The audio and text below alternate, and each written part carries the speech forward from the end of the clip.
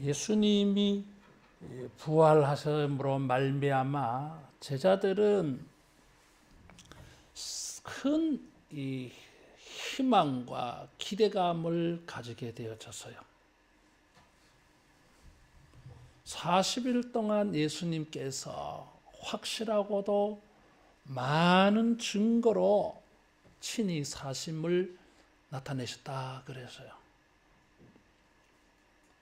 체포를 당하고 신문을 받고 십자가에 죽으시는 예수님을 볼 때에는 희망이 끊어져 버렸어요.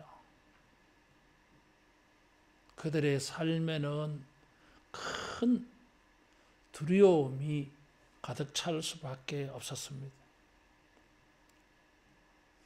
그들은 숨어 지내야 했습니다. 그런데 예수님께서 죽으셨다가 부활하여서 나타나시고 40일 동안 그들에게 보여주셨어요.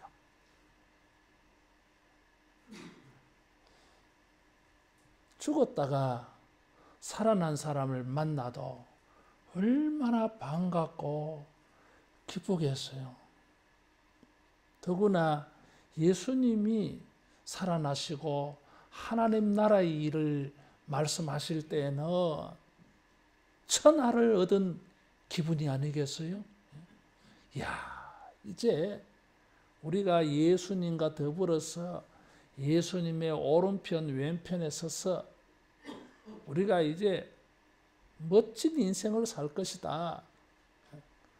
기대감으로 설레었을 것입니다. 그런데 예수님께서 그들에게 예루살렘을 떠나지 말고 아버지 약속하신 것을 기다리라. 요한은 물로 세례를 베풀었으나 너희는 몇 날이 못 되어서 따라하겠습니다. 성령으로 세례를 받으리라. 몇 날이 못 되어 얼마 지나지 아니하면 아마 열흘 좀 지났어요. 사도행전 2장에 하나님의 성령이 그들에게 임했습니다.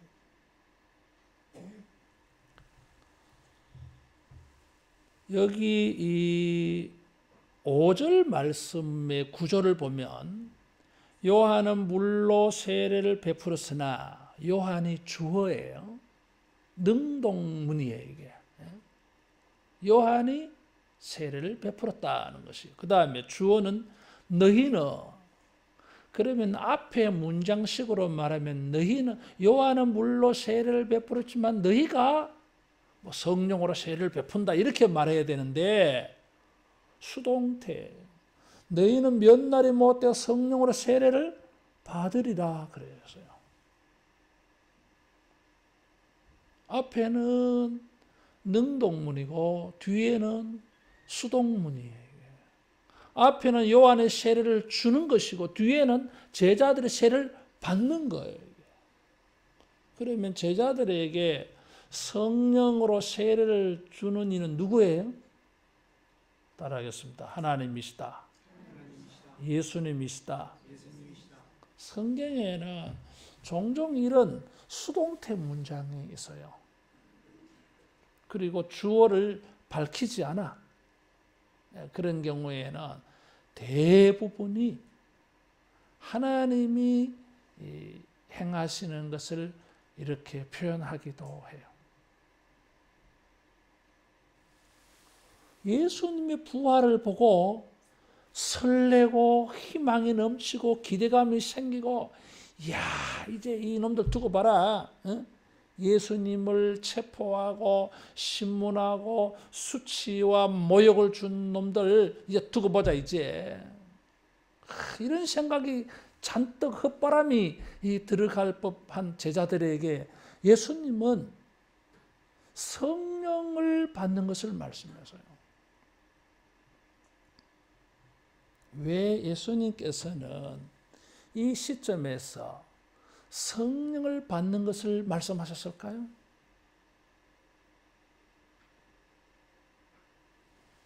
새로운 희망과 기대에 부풀어 있는 사람들에게 성령님은 어떤 의미가 있을까요? 구약 성경에 보면 하나님께서 성령을 천하 만민에게 부어주신다는 예언이 있습니다. 우리가 기억해야 되는데 그것이 요엘서 2장 28절 말씀이에요. 오순절날 베드로는 자기들이 성령 받은 것을 이 요엘서 2장 28절을 인용을 해서 설교를 했어요. 그것이 사도행전 2장 17절 이하에 나와요.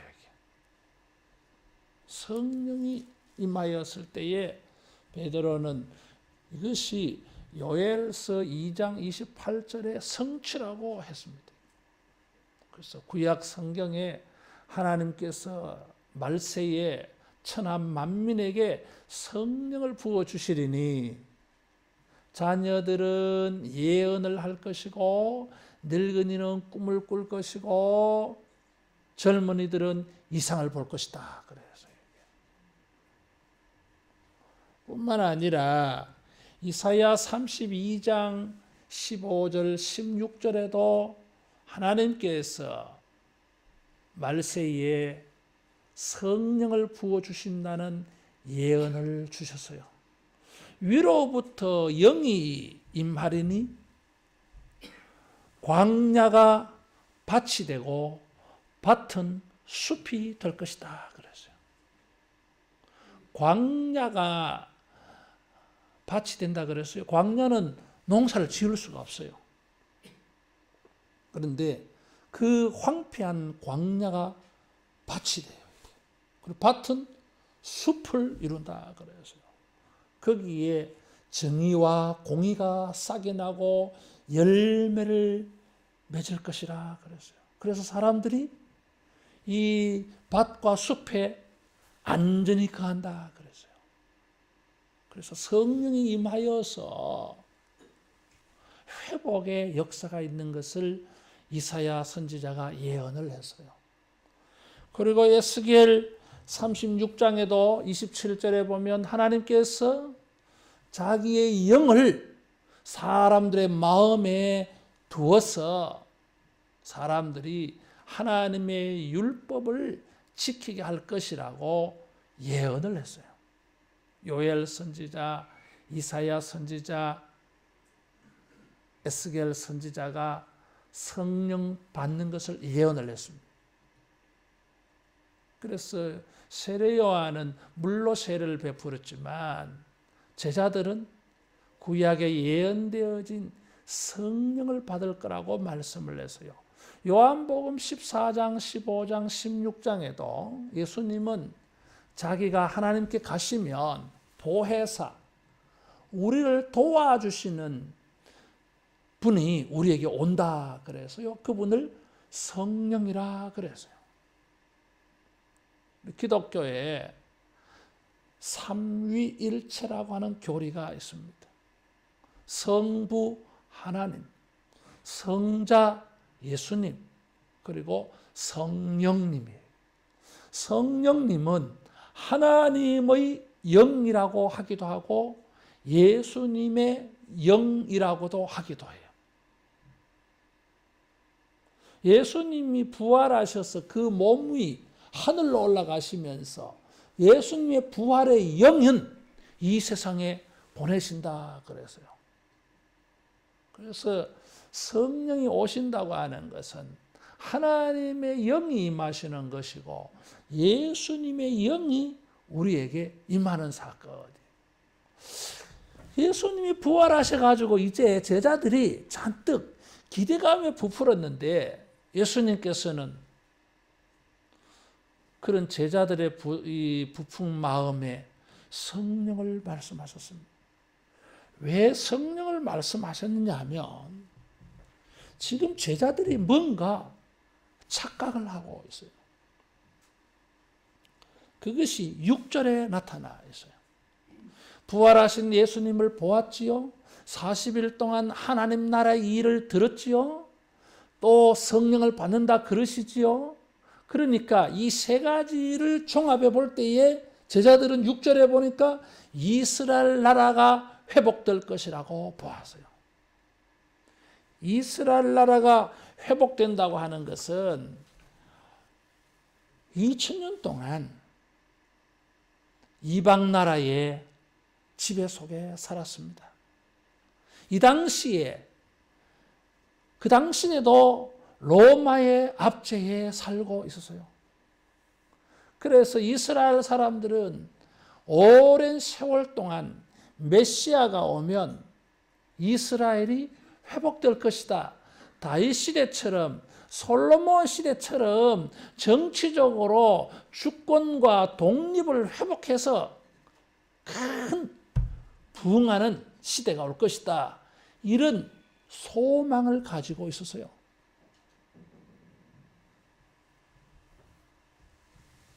예수님은 3절에 보니까 하나님 나라의 일을 말씀하셨는데 제자들은 정치적으로, 경제적으로, 사회적으로 이스라엘이라고 하는 국가가 회복될 거라고 착각한 것입니다. 이스라엘 사람들은 그랬더랬어요.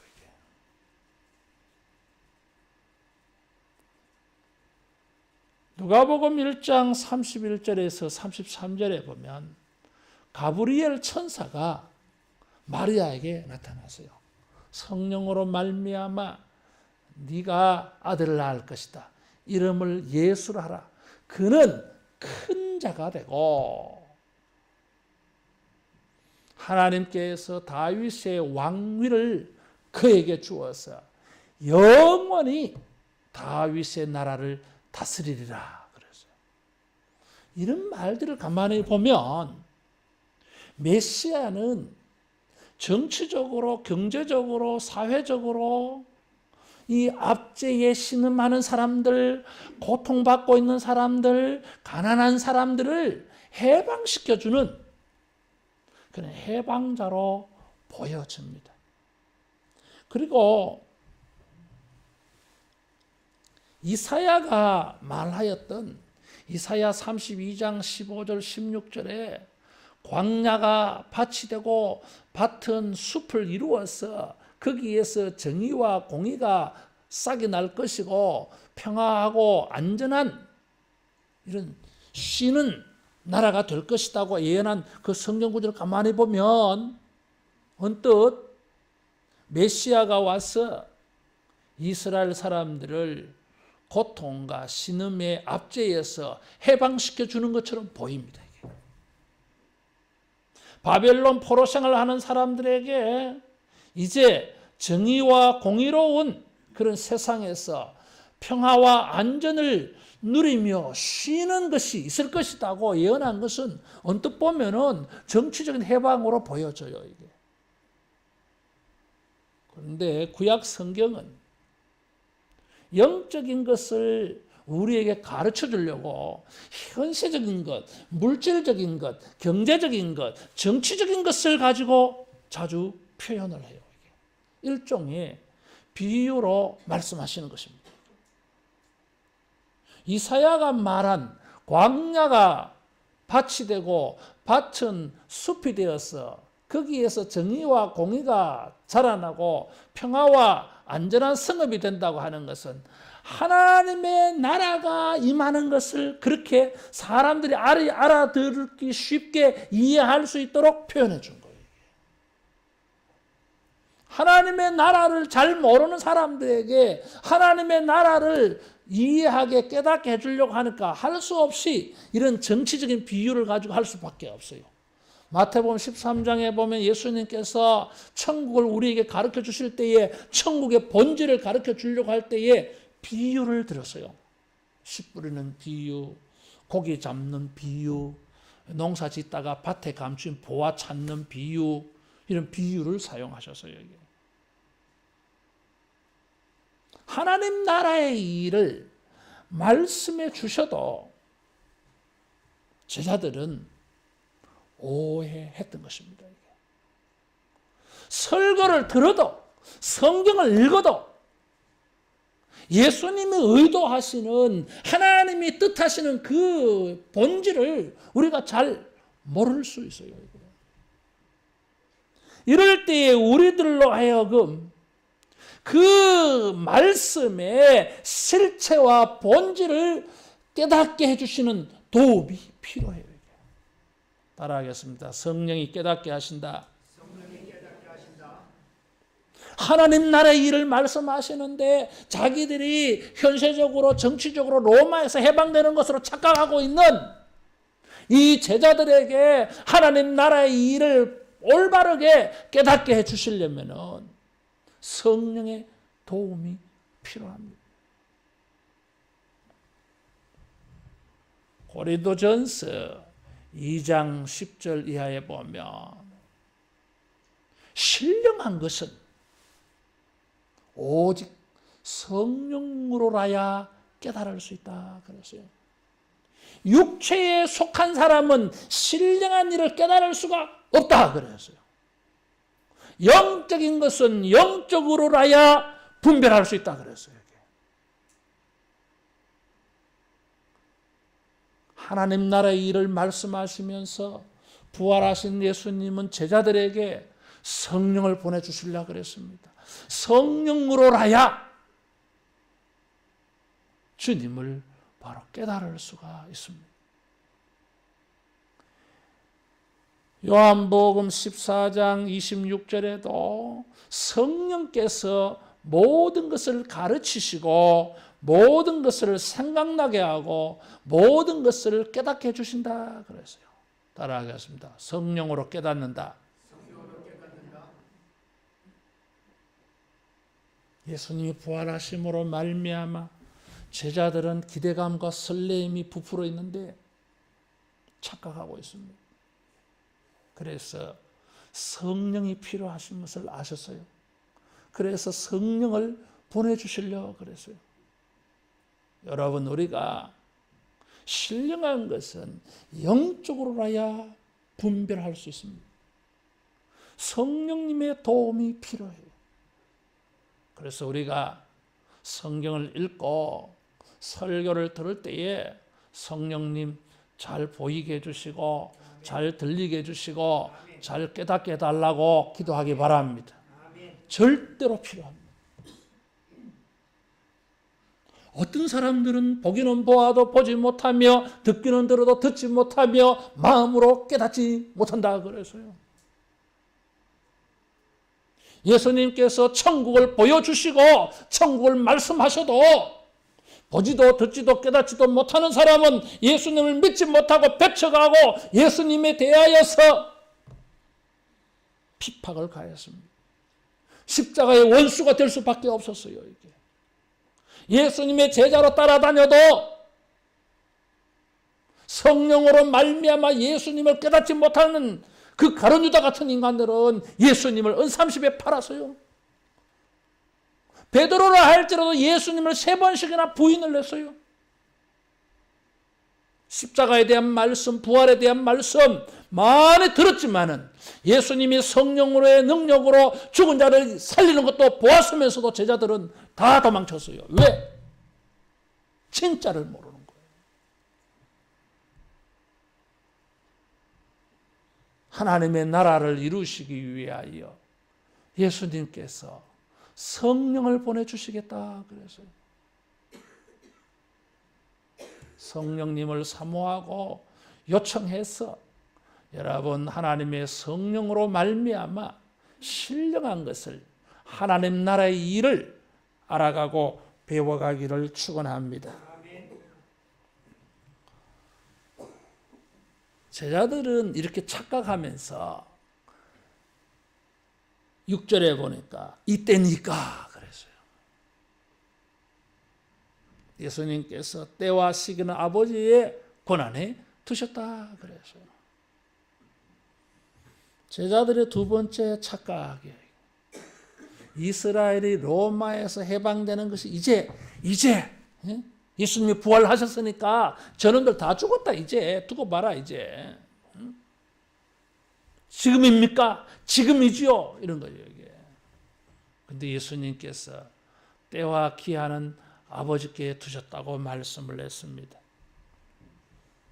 마태복음 24장 36절에 보면 그 시기와 때는 아들도 모르고 천사도 모르고 오직 아버지만 아신다 그래서요.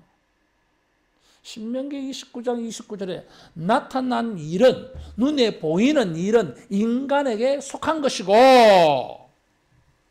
감추어진 일은, 은밀한 일은, 오묘한 일은, 미스테리 같은 것은 하나님께 속했다 그래서요. 따라하겠습니다. 하나님이 아신다. 데살로니가전서 5장 1절 2절에는 주님은 그날에 도적같이 오신다 그랬어요. 아무도 모른다는 거예요. 이게. 자, 이런 말씀을 하셨어요. 이게. 그런데 여기 때와 시기라고 하는 이 말은 의미 있는 말이에요. 이게. 이스라엘 사람들은 시간과 관계에서 두 가지 단어를 가지고 있어요. 특별한 시간을 가리키는 단어가 있고, 그리고 어떤 일반적으로 어떤 정해진 기간을 말하는 시간이 있어요. 이게. 때라고 하는 것은 어떤 일이 일어나는 특별한 사건을 표현하는 단어예요. 이게. 이런 두 단어가 함께 사용되어질 때 때로는 이게 막 서로 교체되어서 사용되어지기도 해요, 이게. 그런데 이 단어가 함께 사용되어질 때에는 종말을 표현할 때 이 단어가 때와 기한, 때와 시기라는 단어가 함께 사용되어졌어요. 종말을 말할 때. 제자들은 지금 이제 곧 잠시 있으면은 앞으로 1년 안에 몇 달 안에 우리가 해방될 겁니까? 이러니까 예수님께서 종말을 말씀하고 계세요. 이게 우리 착각이에요. 이게. 그것은 하나님 나라와 관계되어 있는 단어예요. 이게. 성령님의 도움이 필요한 이유가 있어요. 이게. 우리는 시간에 있어서 착각을 해요. 이게. 우리가 기도하면 돌아서면 뭔가 하나님 응답해 줄 거라고 생각을 해요. 이게. 주님의 시간, 주님의 타이밍이 있는데 우리는 그런 것을 오해하고 우리가 생각하는 때, 우리가 생각하는 타이밍으로 생각해 버려요. 이게. 성령님은 하나님의 때, 하나님의 기한, 하나님의 시기로 우리를 인도해 가십니다. 하나님의 정한 타이밍을 만나는 이 도움이 필요해요.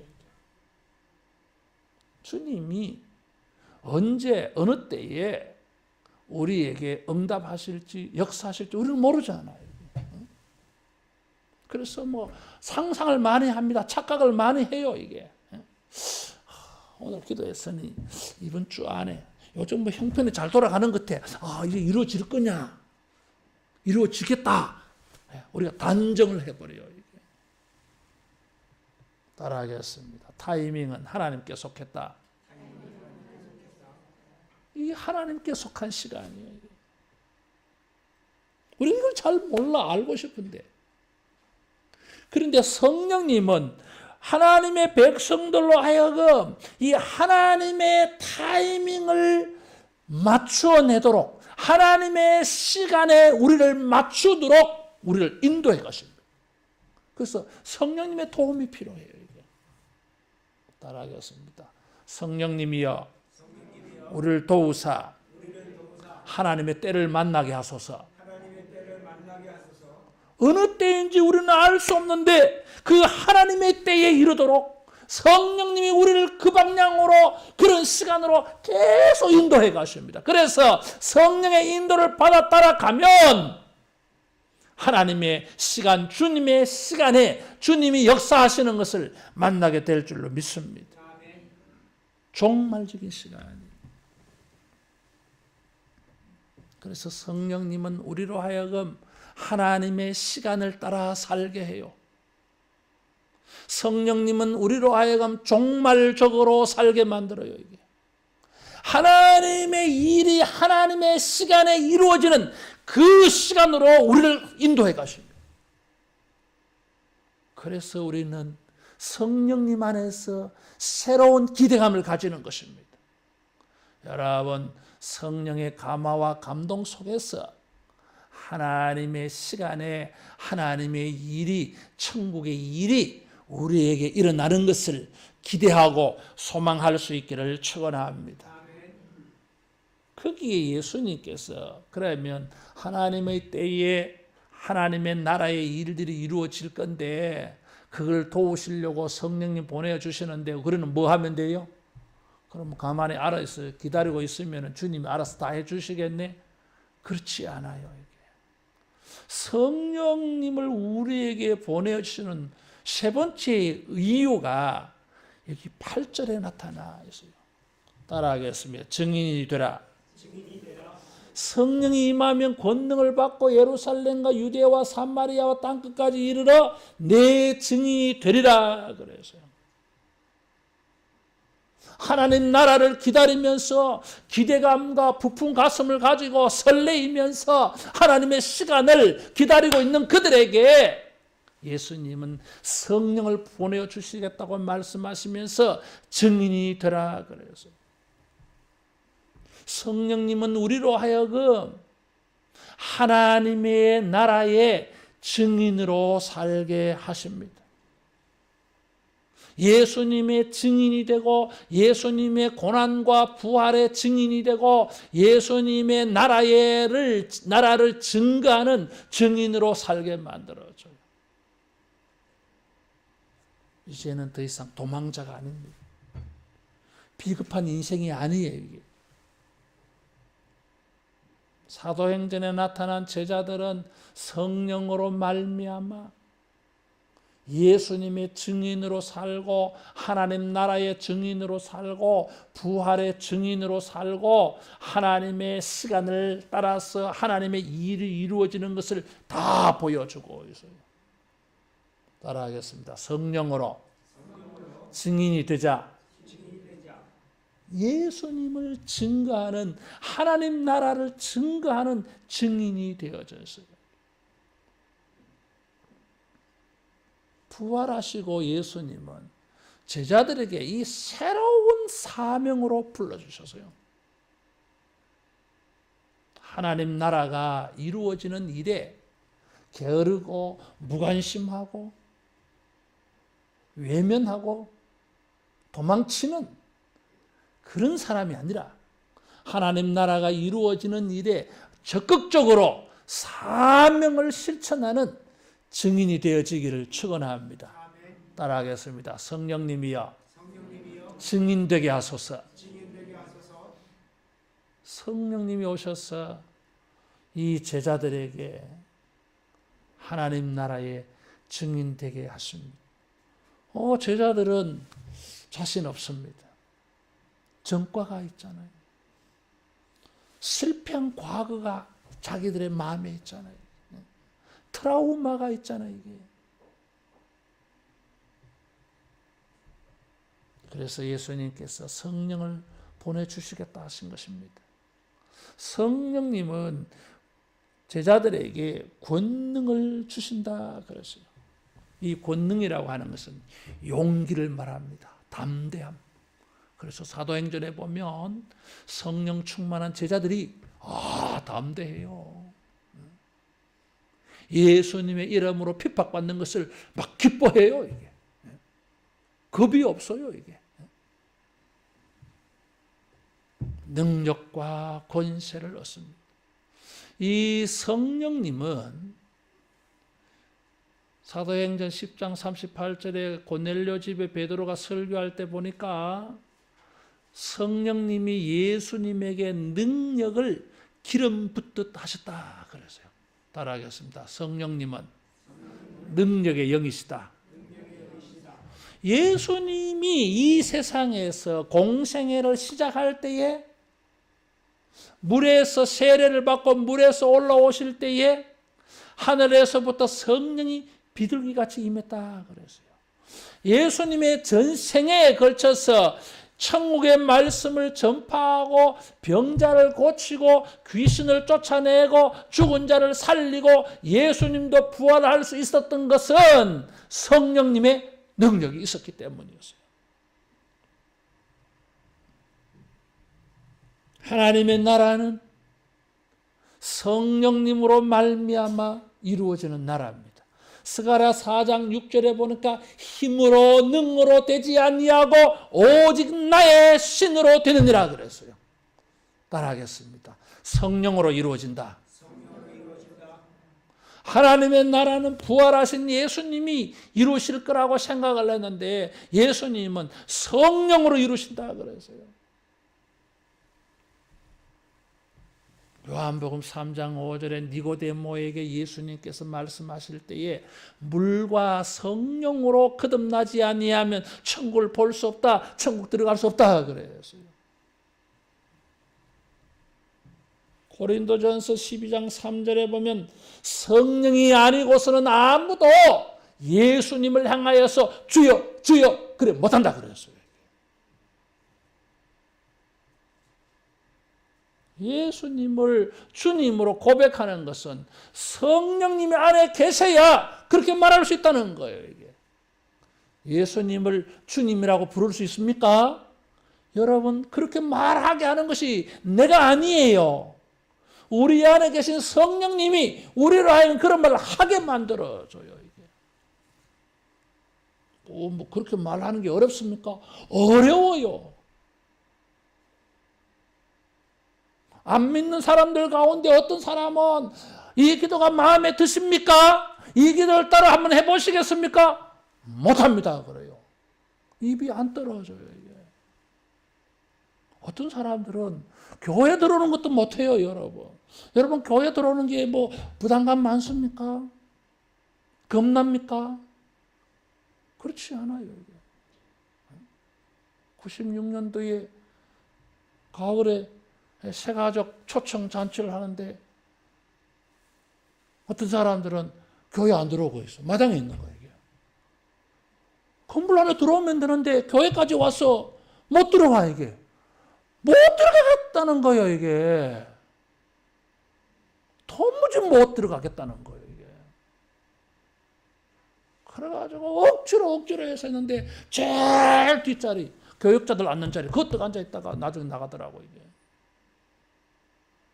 여러분 이해가 가십니까? 우리는 이해가 안 돼. 쑥 들어오잖아 여러분. 따라하겠습니다. 내 안에 성령님 계시다. 그래서 올 수 있는 거예요 이게.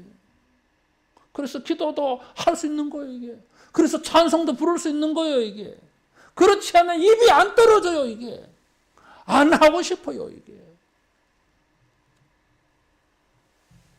로마서 8장 9절에 보면 그리스도의 영이 없으면 그리스도의 사람이 아니라 그랬어요.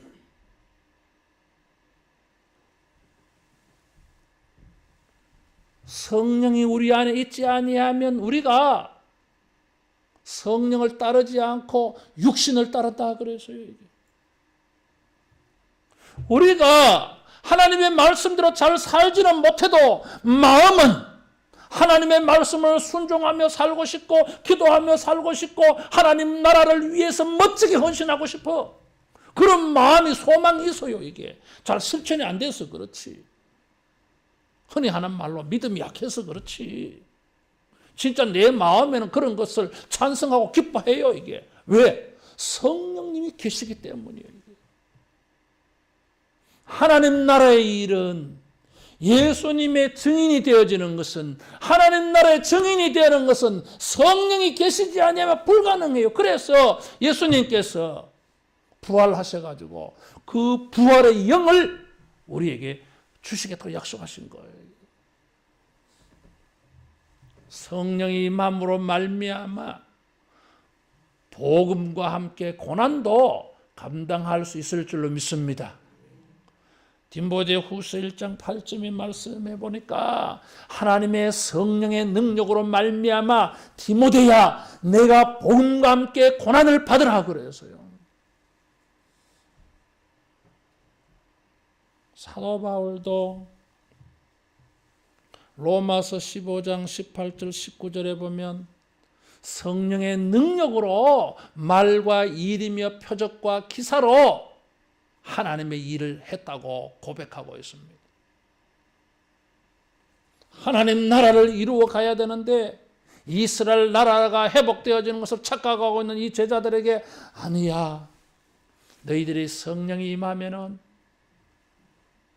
하나님 나라를 이루는 그 시간을 향해서 너희들이 증인으로 살아야 돼. 성령이 너희들로 하여금 능히 그런 사람 되게 해줄 거야. 하나님 나라의 일을 할 수 있는 적합한 자가 되게 해줄 거야. 하나님 나라에 적합한 사람 되게 해줄 거야. 하나님 나라의 증인이 될 수 있도록 만들어 줄 거야. 부활하신 예수님이 제자들에게 축복하고 주신 말씀이에요. 따라하겠습니다. 성령께서 우리를 증인되게 하시고 능력 있게 하신다.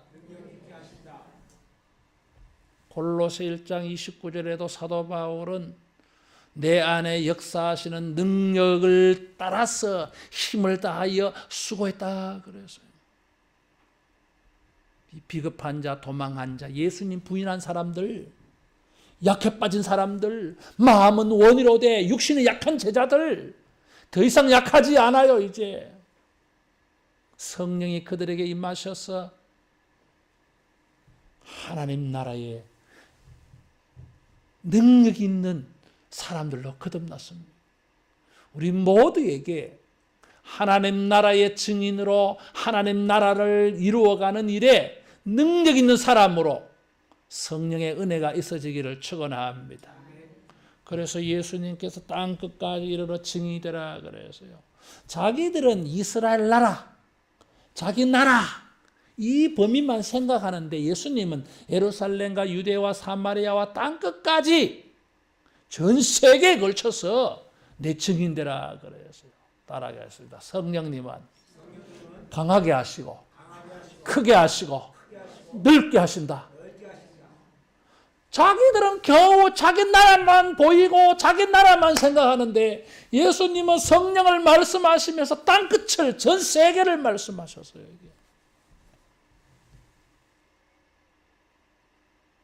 성령님은 우리의 시각을 넓혀 주십니다. 우리를 크게 만들어줘요. 스케일을 크게 만들어줘요. 우리는 너무 작아요. 생각하는 것이 얕고 좁고 작아.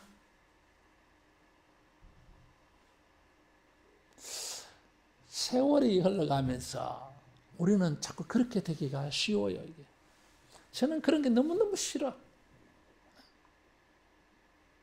흔히 하는 말로 스케일이 작아지는 게 너무너무 싫어요. 나는. 나이가 들면은 가면 갈수록 그래요. 안 그런 분도 많아. 따라하겠습니다. 세월이 흘러갈수록 깊고 넓고 크자. 얼마든지 그렇게 될 수 있어요.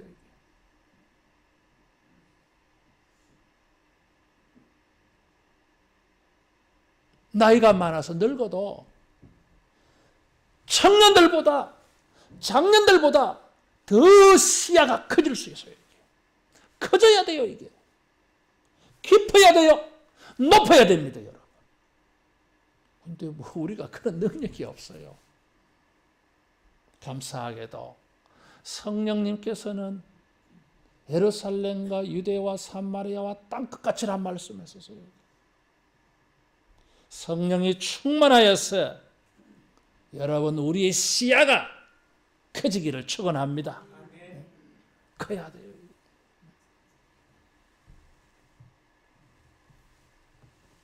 크게 하리라 그랬어요. 우리가 2017년도에 크게 하리라, 유명하리라 그랬어요. 복이 되리라 그랬어요. 하나님께서 아브라함을 그렇게 부르셨잖아요. 저 갈대아우르에 티그리스 강과 유프라데스 강 사이에 저 이라크 골짜기에 있는 아브라함을 불러서 세계적인 인물 만드셨어요, 여러분. 갈릴리 어부, 고기 잡는 어부 베드로 세계적인 인물 만드셨어요, 여러분. 아이고, 나는 이제 걸러 먹었다. 앞뒤 좌우 아무리 살펴보아도 크게 될 가능성이 없어. 여러분, 그래요, 이게. 따라하겠습니다. 하나님은 하실 수 있다. 성령이 충만하여서 우리의 믿음의 영향력은 땅끝까지 나아갈 수 있습니다. 언제나 자기만을 위하여 기도하는 사람들이 성령이 충만하여서 저 세계를 놓고 기도해요, 이게. 하나님은 그런 자의 기도를 기뻐하실 줄로 믿습니다. 우리의 믿음과 작은 헌신을 통해서 우리의 기도를 통해서 성령님은 큰 역사를 일으켜 가실 수가 있습니다. 우리는 금요 기도회 때 세상을 놓고 기도하잖아요. 한 번도 가보지도 못한 나라 이름만 아는 나라인데 실감이 잘 안 나죠.